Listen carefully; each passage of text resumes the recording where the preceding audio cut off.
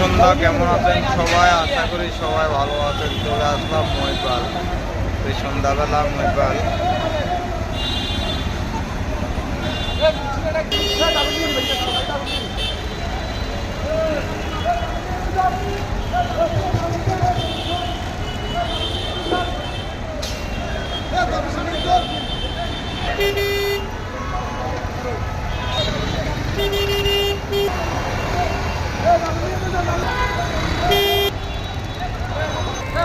আসলে সন্ধ্যাবেলা সারাদিন গাড়ি চালাই, চলে আসলাম মহিপাল। তো আসলে মহিপাল আসি, মামা গাড়ি ডাকতেছে, তো আসলে আমি অপেক্ষা করতেছি।